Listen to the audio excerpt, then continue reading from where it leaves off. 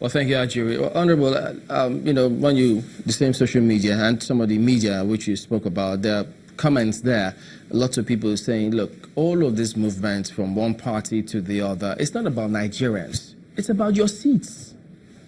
What do you say to that? Well, first of all, for me, I've often said that we must put the people first, put Nigeria first, whatever we do. And are you at the moment? Very, very well. I thought you said politics is local. Oh, politics is local. When I mean politics is local, I wouldn't have been at the National Assembly without my people in my constituency. So they are the one that elected me. Yes, I am elected to make laws for the good governance of these people of this country. But at the same time, you need to secure your seat to make those laws. Yes, you have to secure your seat, but securing your seat is based on your past antecedent, what you have done that warrants your coming back. To be able to persuade them, I have done a lot of constituency projects. I have moved motions. I have sponsored a lot of bills that does affect the Nigerian people. And they've seen that, and they appreciate me for that. I'm not just boasting. As a first-timer, if you can hear from Mr. Speaker, sometimes people think that I'm a third-timer or whatever, because I always try to put myself out there to be able to at least to portray and to debate issue, to move motion, to sponsor a bill that will reflect the concerns of my people, of all Nigerians. That is very fundamental, and that is the right thing to do. I was elected to be responsible, to be accountable to them. So I'm not, they say, what shall it profit a man to gain the whole world and lose his soul? Mr. Chimley, let me just say something about what my friend was saying, that numbers doesn't matter. Yes, numbers. It's all about numbers. The more, the merrier.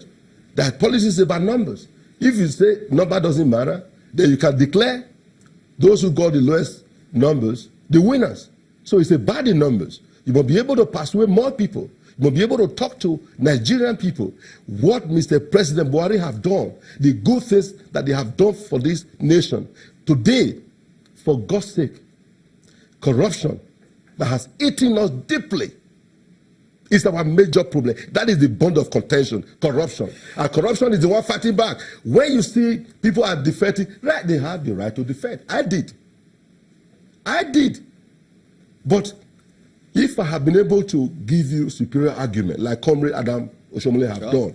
It's up to the people to decide if it's superior argument or not. No, listen to me. Their issue, they have issue. Some have issue with their governor, like I've told you before. And Comrade have said it's not an issue.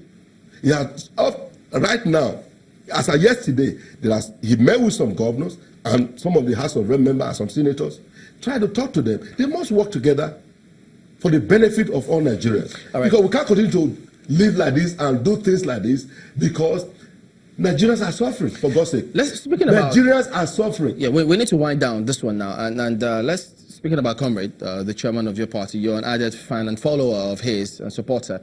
What's your understanding or impression when he says concerning that directive he's given to some ministers who have not inaugurated their boards? When he says, look, if the president will tolerate, what's the word he used now? If the president will tolerate such disobedience, he will not. How does that come across to you? Because something... Let me tell you something. The reason why we are where we are is because of insubordination. We have a lot of incompetent people in various parastatals. From the ministers? I said, quote and unquote, various parastatals. Yeah, be specific. I mean, are you talking about the ministers? Look, you can be, however you want to define is left to you. The various parastatals, some are being run by PDP. PDP members are still running some of these parastatals and agencies. So do you think that anything good can come out of that? Rather, they will want to derail the wheel of progress on Mr. President. Because elections around the corner, 2018 is here. So you will see some of these various agencies, directors, various officers are working against Mr. President's effort, are working against his manifesto, his own agenda. And Mr. President, Congress said, look, if you are not going to work for the interests of the generality of Nigerians, nobody have the right not to do what is needful to put food on Nigeria's table. If you are derailing the wheel of the program of Mr. President, you should have no reason to be sitting there. Whether you're the minister, wherever the person is. So we must do everything, Mr. Chimale. Look, my dear, do you know what is going on out from a constituency? There's hunger, there's starvation. Who did all this? Money, billions and trillions of dollars stolen. No, you know what is amazing?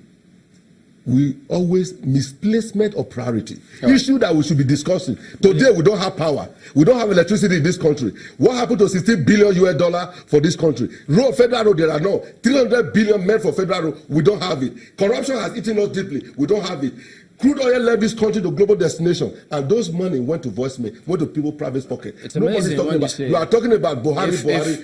Now, so those who cannot present their lives, I'm afraid we need to go. We appreciate your comment on this morning. But let's talk about the positive things you have done. Honorable Agbonaima, thank you very much indeed for coming on this morning. Thank you very much. We'll be back in a moment. Don't go away.